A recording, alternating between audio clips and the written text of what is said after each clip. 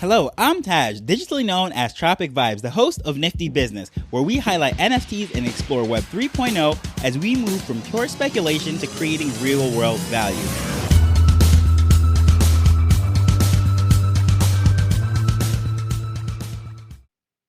So for about the last month, these pixelated potatoes have been trending on all the different charts and what have you, and I couldn't figure out what the hype was about, what this was all related to. I saw the artwork, and I just couldn't really figure out what was going on. However, today I did find out some various things about it. It's pretty interesting to say, none the least, and so I'm going to highlight all the different things that I've learned about the Potatoz project and a little bit of insight as to why it is trending, why it has over a one floor ETH, and all of the different things that are going on with it. So the Potatoz is a pixelated art project, and it is evolving. So it's initially started off as a free mint about a month ago, and it was one of those things that just flew up the charts and what have you. And I'm looking at the art, I'm like, I can't understand what's going on here. Why is this free mint such a craze? Why is the floor price so high? Why is it going up? Why is there so much interest around this thing?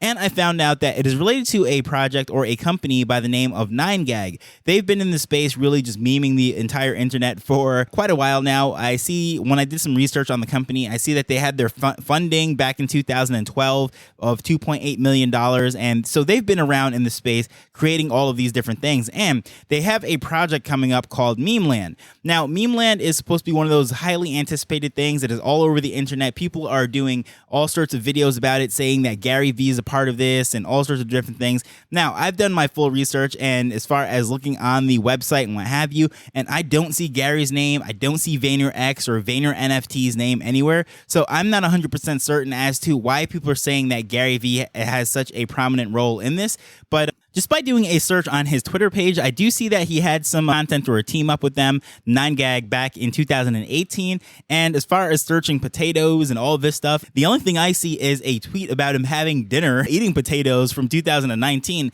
So I don't exactly see where this is coming from.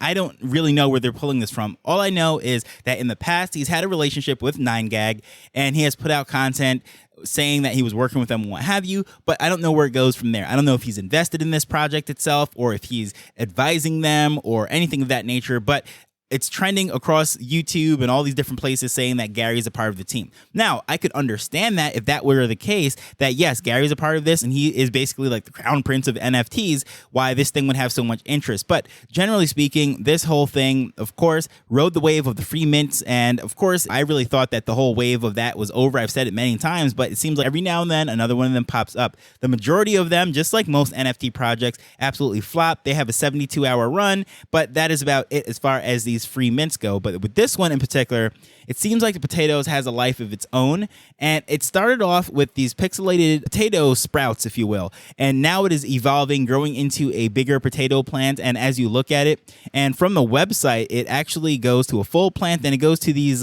little humanoid potato people, I guess you would say it would be, and somehow it is a precursor to what's going on with their main project for 9gag, which is going to be called Memeland.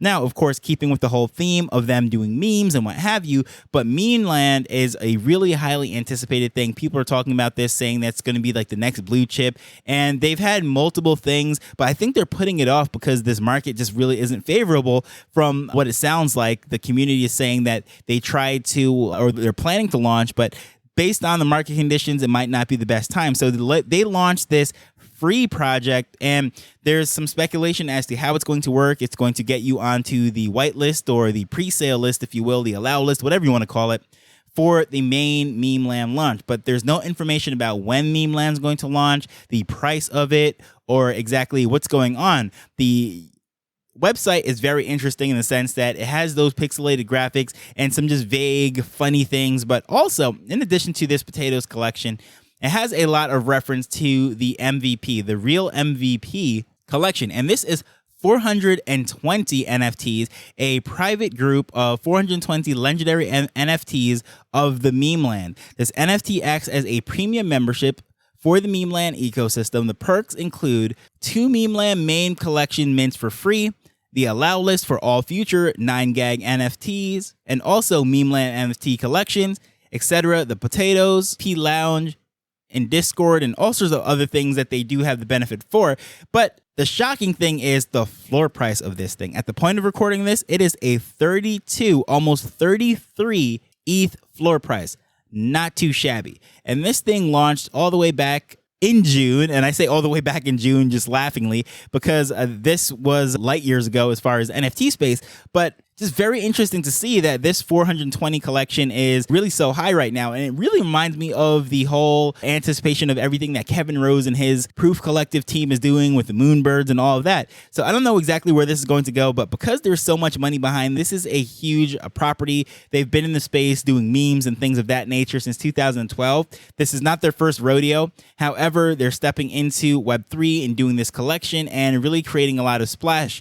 But going to the website itself, memeland.com, you do see some Super Nintendo type of graphics, and it is nothing really impressive. Of course, for pixelated art, it is pretty good. However, this is really just a play on words. A lot of places, there's some gags, of course, 9gag. But just reading this, founded in 2008, 9gag's mission is to make the world happier. 9gag is a global audience of over 200 million across our websites, apps, Instagram, Facebook, Twitter, and TikTok. 9gag is backed by the First Round Capital, Freestyle Capital, Greycroft Partners, True Ventures, Y Combinator, 500 Startups, and more. Now, I guess that and more, or maybe one of these projects or companies, these funding companies are connected to VaynerX and Gary Vee. I don't know exactly. Maybe that's where all the news is coming from. But as far as I know, it is not listed. I've clicked this and more section, and I still don't see anything. That is where I got a little bit about the history of their funding and all of that. But again, I don't see Gary's name anywhere. So Memeland is 9gag's Web3 ecosystem, aka the Memeverse. And it says, obviously, pun intended. Technically, I don't think that really is a pun. I think it's just a play on words, but maybe by definition, that is a pun. But I normally think of a pun as the definition. But anyways, anywho, going to the whole thing. Memeland is not just a JPEG. It says the year is redacted, so I guess they're hiding what year it is. 9,999 captains with their private crews explore the broken sea. That's pretty funny. Not open sea, but broken sea. And that's pretty fitting if you spend any amount of time in this space. Like, OpenSea is always down. There's so much going wrong with it.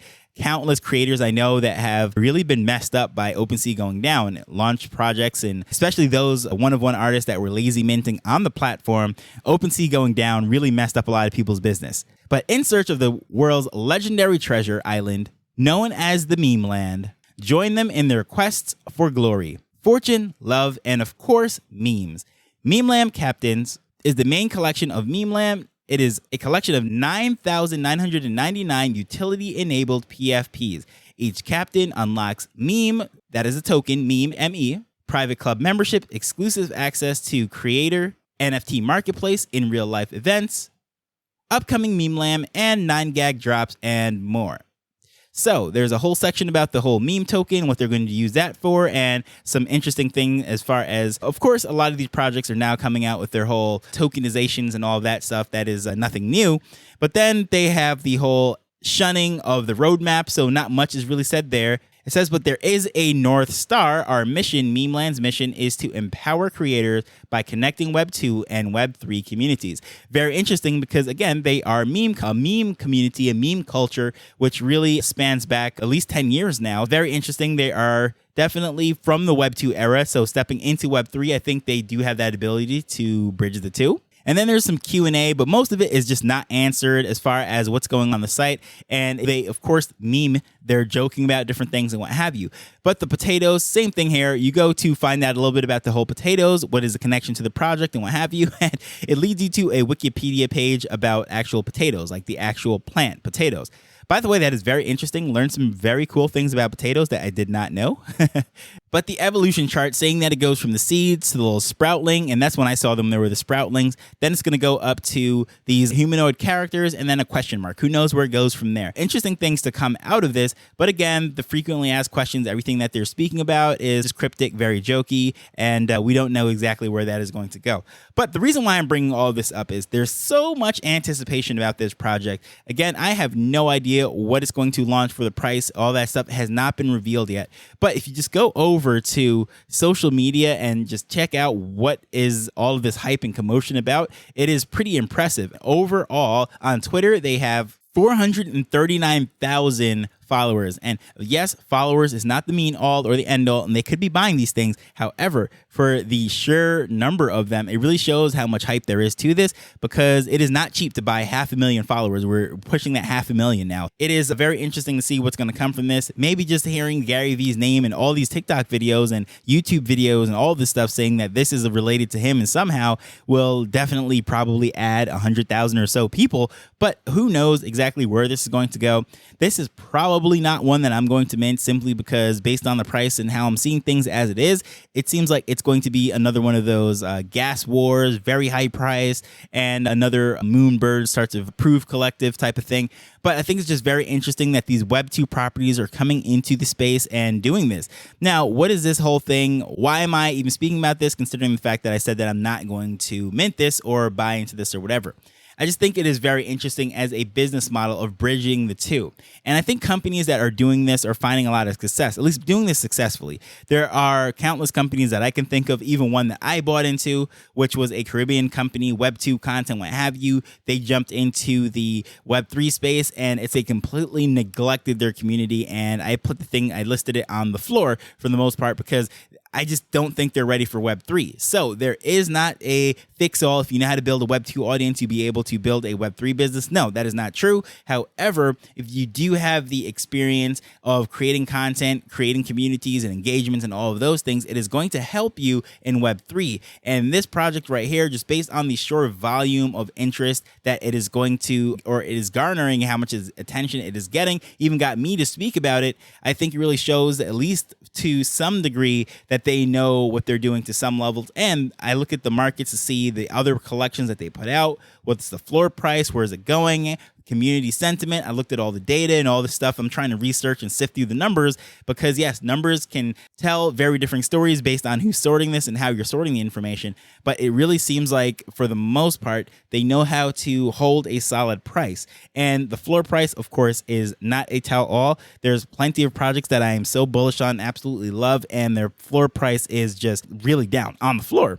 But I just think it's pretty impressive to see that this free mint 2 months ago, it's holding up. It's related to the larger project and what have you. There's a lot of anticipation. They're putting out content, holding spaces, building connections with various communities and everything. So I'll be keeping an eye on this, although, as I said, probably not buying it, getting into it. But it is interesting nonetheless. I do like to highlight all these projects that are finding success, looking at their business models, how they're doing this, and what exactly can I take from it as far as a lesson to not only share with you, the listener, but anyone that is coming into this business in the future. And of course, being nifty business, I always look at the application of things, of not just speculation and what have you, but how this can tie into offline businesses, real life businesses, and not saying that online businesses are not real life businesses, but in real life, IRL businesses. So with that said, hopefully you found this interesting. Maybe if you're familiar with this, how Gary Vee is connected to this, I would love to know, because I personally am not finding it. Please feel free to reach out to me at Tropic Vibes on Twitter, or whatever connections in the show notes. Those are all active. Always happy to hear from you. But I want to thank you for taking time to listen to this as we're learning, and this one is definitely learning, and building Web3 together. So until next time, later. The Nifty Business Show is not investment advice. It provides insights and information within the space. As with anything, please do your own research before making a decision whether you're making an investment or a purchase.